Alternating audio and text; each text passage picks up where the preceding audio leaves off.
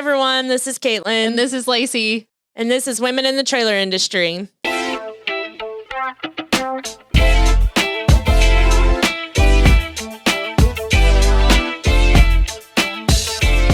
Today we're going to talk a little bit about knowing when to scale and then knowing how to scale. Mm-hmm. So why don't you start us off, Lacey? Okay, so we just wanted to give like a few, actually, let's start with, we're in a different scene today. Yeah. We're rocking the full sin vibe, right? Yes. If you're watching us on YouTube, we're in a different kind of spot. It was raining earlier, so we had to kind of change it up to make sure we weren't going to get rained out by the sound. Adaptive. Yes. Right. So adaptive. Core value. Anyways, okay, so back to our topic. We just wanted to give you guys some tips, talk about some things that we have found have helped to know when to scale both up and down. And then just kind of talk through, we're still learning, right? We're always learning. I don't really know where to look, but I want to look at you. Well, one good thing about the scenery is we can use our hands more. That's right. And look at Scarlett. Yeah, Scarlett tells us, do not put your hands up because it's in front of your face. But okay. Anyways, so the topic again is knowing when to scale and how to scale. Yeah. So knowing to scale down is pretty obvious, right? If your profit's not there, if your demand's not there, if you have people sitting around that are twiddling their thumbs, it's obvious when you need to scale down. Scaling up is a little bit more complicated as far as knowing when to pull the trigger, what that looks like, where do you start. So some of the things that I look for as far as my team is to really first discover what your capacity is. So what is that capacity per person? What does that look like? For me, for sales, what is that revenue number per person where I feel like at that point we're missing phone calls once they hit this. If it's anything beyond that, we're missing phone calls, we're missing opportunity, we're not following up the way that we should. And then fulfillment can be kind of gauged the same way. At what point in fulfillment and packaging do you get to where you're starting to get behind, those kinds of things. And so that's number one, knowing what that number is. Yeah. And you know, that really helps on the planning side. So, kind of what happens in business is all of a sudden you have a really good month and then that month kind of straps everybody in the business. So you're like, okay, now what do I need to do? And I think you do need to keep a few months of kind of data under that. So just because you had one stellar month doesn't mean you necessarily need to go all in unless you are planning to keep that consistent revenue or whatever you're doing. Especially you don't know if it's a fluke sometimes, just depending on if the seasons turn around, the economy's turned around. And the same with the drop in profitability. Right. And scaling down is really, gauging what is your time period. I mean, is it a quarter? And say, all right, everybody, we have to commit to really being strapped this quarter so we can make a smart decision?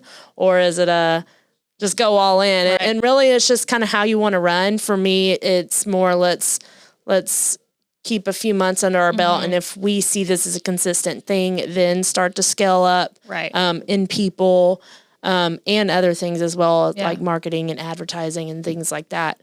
But really knowing what that number is and figuring out what are people's capacity, which helps forecast. Okay, you want to hit X number, then you need this amount of people instead of just shooting from the hip and waiting till everybody's crying in their sleep because they can't get it all done. And I will say too, communication is key on that. So if you know that, so let's just say we had a really good month and it does strap you. So your sales are flowing in, your fulfillment is, trying the best they can to get everything out. You know that you're strapped. Communication with your team to say, okay, we know that this was like, everybody kind of had to put in extra effort this month. We are going to give it another month to see this. So it may be a strap of another month where people are kind of run thin, but we have a plan, right? So our plan is to, if this is consistent, we are just checking that. If it's consistent, we will relieve that with whatever that means. If it's more people, if it's more space, what does that mean? So just giving them why you're not just deciding to not do anything as far as scaling for no reason, right? Just so everybody can just work endlessly forever and ever and ever, so letting them know that there is a reason behind the madness, right? So it's great that you're doing good, but it's almost like a catch-22 at the same time, because but everybody's like working their butts off and they're like dude, is it going to be like that? I already Forever, know. Like we can hear like and feel the tension and the vibe, like the vibing from everybody. Like this is crazy, you know? Yeah. And so just gauging that. Yeah. First. And it comes down to, saying, what comes first, the chicken or the egg. And that's what makes it really great. A really great area is you need sales to be able to pay people and to pay the operational side of it. But at the end of the day, there is something to be said for speed of decision. So just name the time that you want to set it at, if it's a quarter, and just stick with the plan. And I mean, the worst that could happen is you'd have to lay people off. But, and I know that would be hard, but it wouldn't be the end of the world. And as long as you do it ethically and, give everybody a heads up, then that could definitely work out. There's definitely ebbs and flows, and that's unfortunately just how business is. But I feel like also when you're calculated with making that decision and not saying like, oh, we had a good month, let's hire a bunch of people, and then maybe next month we don't have a good month, and the month after that it's not really good, and so then you're having to like hire and fire, and so or lay off, not really fire, but when you make a more calculated decision based on data of months of consistency, then you can do it with a more ease, to know that it's going to be more consistent, that these people pretty much we can keep on and be able to, take it all in and be able to have enough for capacity on that. Yeah. But also, I think too, just gauging your feedback. So what are your reviews saying? Is it that everything's going out quick and everybody's super happy with it? Is it that, there's some delay? Are you seeing that from your sales reps, from their perspective and their feelings? Are you seeing it from your customers' feedback? What is that? So that's the second thing to just kind of look at. You kind of know with your numbers that are coming in internally, but what is also your feedback? Like everybody From strives to be quick. Yeah. Everybody strives to be efficient. Everybody strives to be these things, but what is the true feedback on that? Like, how is it being accomplished? Yeah. And I think definitely in the scaling part of it, not only looking at who you have to hire, but also maybe how you could be more efficient. Right. So instead, maybe it doesn't mean hiring another person. Maybe it means, well, we can spend that money and put it into an efficiency that could maybe perform better. Software or machines or I was just thinking about like, equipment. Yeah.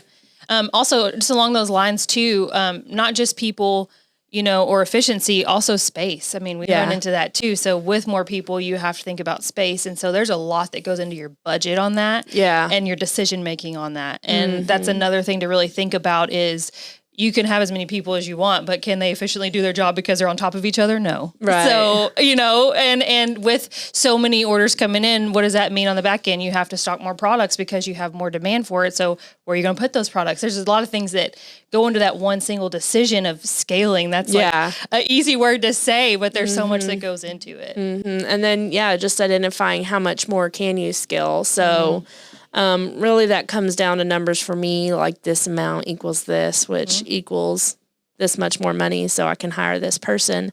But just really laying that out, you may have to look at your financials, see where your money was spent, and say, okay, if I put this much toward one place, then I can expect this to happen. Yeah.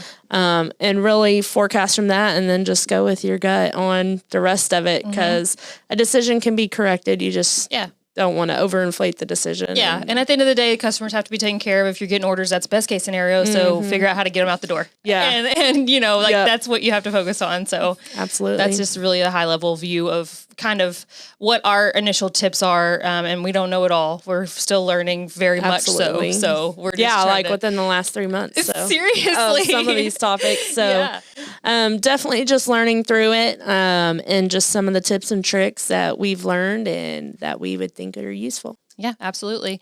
Thank you guys for following us and listening to our podcast everywhere you stream podcasts. Don't forget to watch Juan Hernandez at Full Send in this room. And we will see you guys next time. Bye. Don't look at Scarlett.